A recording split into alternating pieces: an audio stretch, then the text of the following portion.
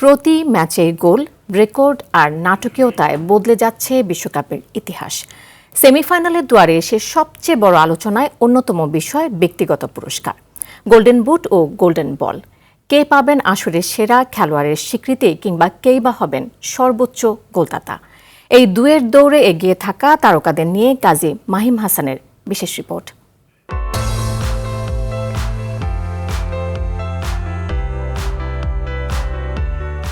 গোলবন্যা আর মাঠের লড়াইয়ে চলতি বিশ্বকাপে এরই মধ্যে ভেঙে চুরমার হয়েছে অতীত সব রেকর্ড। আসরের অন্তিম লগ্নে দাঁড়িয়ে গোল্ডেন বুট ও বলের লড়াই রূপ নিয়েছে জমজমাট এক রোমাঞ্চে। বয়সকে বুড়ো আঙুল দেখিয়ে আসরের শুরু থেকেই গোলবন্যা বইয়ে দিয়ে আলোচনায় উঠে এসেছে 2014 ও 22 বিশ্বকাপের সেরা খেলোয়াড় আর্জেন্টাইন অধিনায়ক লিওনেল মেসির নাম।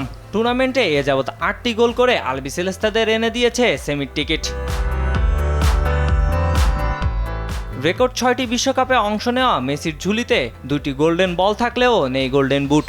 কাতার বিশ্বকাপে মর্যাদাপূর্ণ একক অর্জনের খুব কাছাকাছি থাকলেও ফাইনালের নাটকীয়তায় এমবাপ্পের কাছে হারতে হয়েছিল LM10কে। 6টি করে ম্যাচ শেষে এবারও অধরা প্রাপ্তির পথে মূল প্রতিদ্বন্দ্বিতা হচ্ছে সেই কিলিয়ান এমবাপ্পের সঙ্গেই। দুজনের নামের পাশেই এখন 8টি করে গোল, তবে মেসির তুলনায় একটি অ্যাসিস্ট বেশি থাকায় এগিয়ে আছেন এমবাপ্পেই। লড়াইটা শুধু মেসি এমবাপ্পেরই নয়, 7 গোল নিয়ে তালিকার 3-এ ছিলেন নরওয়েজিয়ান গোলম্যাশিং আর্লিং হালান্ড। তবে কোয়ার্টার ফাইনাল থেকে নরওয়ের বিদায় নেওয়ায় থমকে গেছে তার যাত্রা।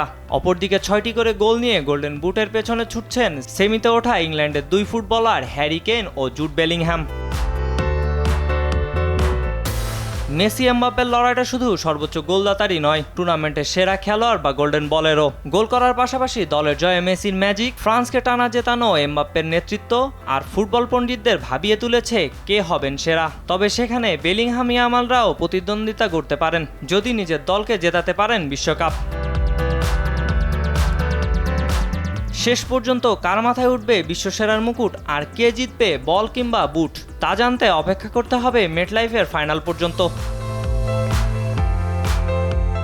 কাজী মাহিম হাসান, RTV।